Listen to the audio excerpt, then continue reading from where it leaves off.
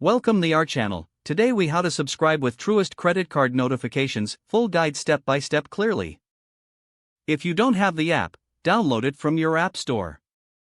Once the app opens, log in using your Truist account credentials.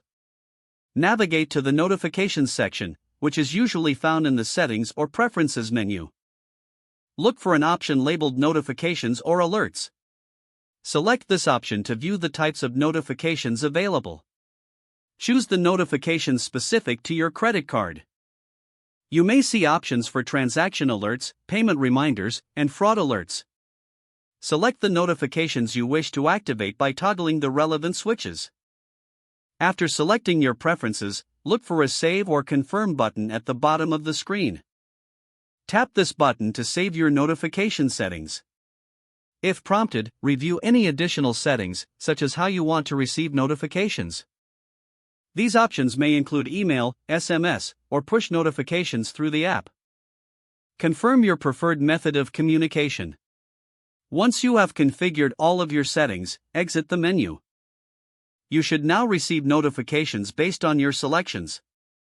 To ensure notifications are working properly, monitor your communications for the next few days.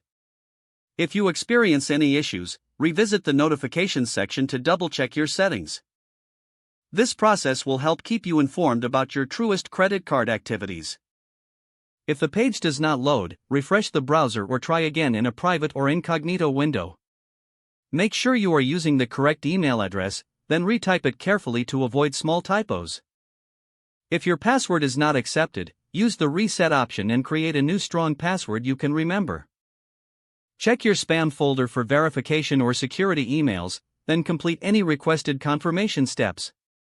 Enable two-factor authentication if available to improve account security and reduce unauthorized access risk. After signing in, review your profile details so your contact information and settings are accurate and current. If you see an error message, note it down and try again after restarting your device and internet connection. Log out when you finish, especially on shared devices, to keep your account and payment information secure. If the page does not load, refresh the browser or try again in a private or incognito window. Make sure you are using the correct email address, then retype it carefully to avoid small typos. If your password is not accepted, use the reset option and create a new strong password you can remember. Don't forget to like this video and subscribe to our channel for more step-by-step tech guides.